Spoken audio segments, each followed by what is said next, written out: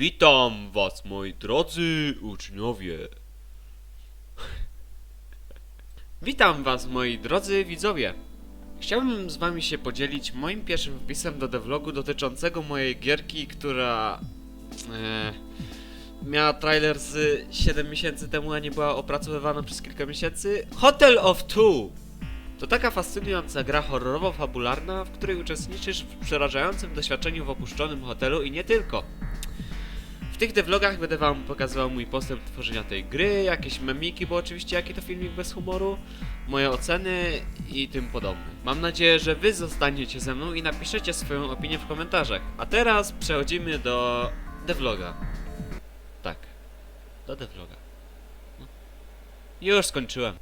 Tak więc, moja przygoda rozpoczęła się około 9 miesięcy temu, gdzie myślałem sobie, by stworzyć jakąś nową gierkę.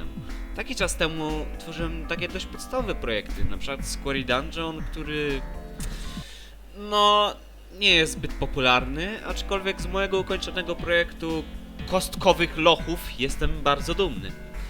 Kiedy przemyślałem, jaką gierkę by tutaj stworzyć, pomyślałem o takiej, gdzie jesteś człowiekiem, który jest sam w hotelu z jakimś potworem. Na ekranie macie najpierwszejszy koncept tej gry.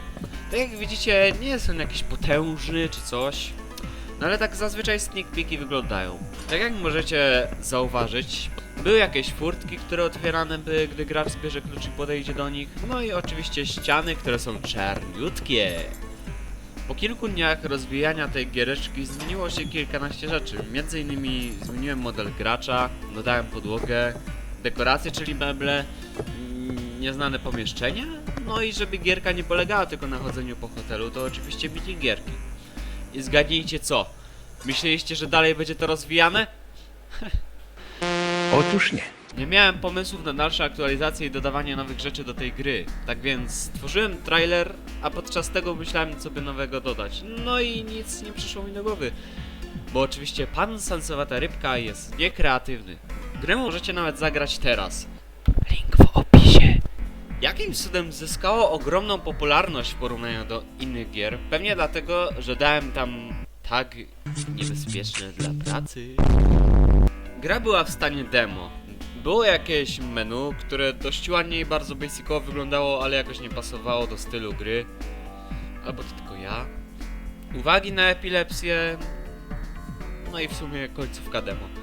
Miałem tą gierkę rozwijać, ale jak nie miałem w ogóle pomysłów na dalszą gierkę, postanowiłem kilka miesięcy się podać i nic nie robić.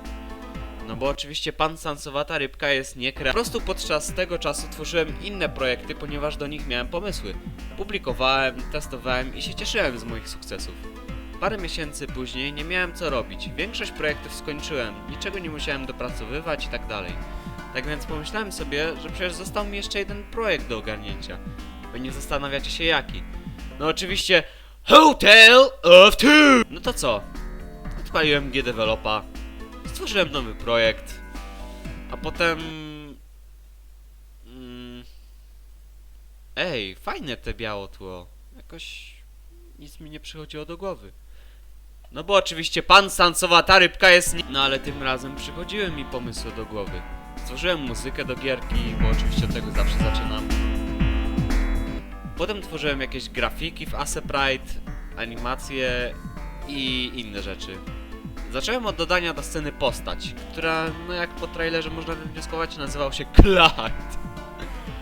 Dodałem taki efekt horrorowy, no i potem jakieś grafiki materiałów. Wszystko wyglądało git i playable. No ale nie było nikogo, kto cię goni. Jak to chodzić po świecie, gdzie nie masz celu?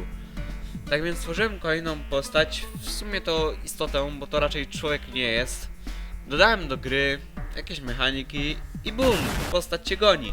Z różnymi efektami takie jak noise, bicie serca, trzęsienie się ekranu.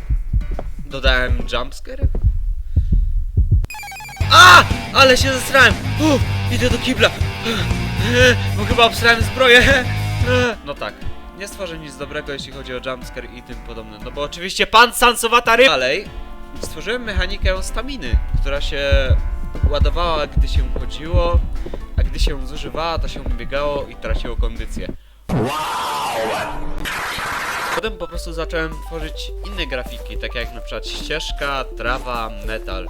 Do nich dodałem dźwięki chodzenia. No i pyk! Tak się stworzył test mojej nowej, ukochanej gierki. Dodałem do chodzenia partikle, żeby to jakoś wyglądało. No i to w sumie tyle. Mam nadzieję, że się spodobał wam mój devlog. Jeśli chcecie więcej takich, koniecznie dajcie łapkę w górę, subskrypcję, no i czekajcie cierpliwie. Bo pewnie nowy devlog wleci za 2 lata.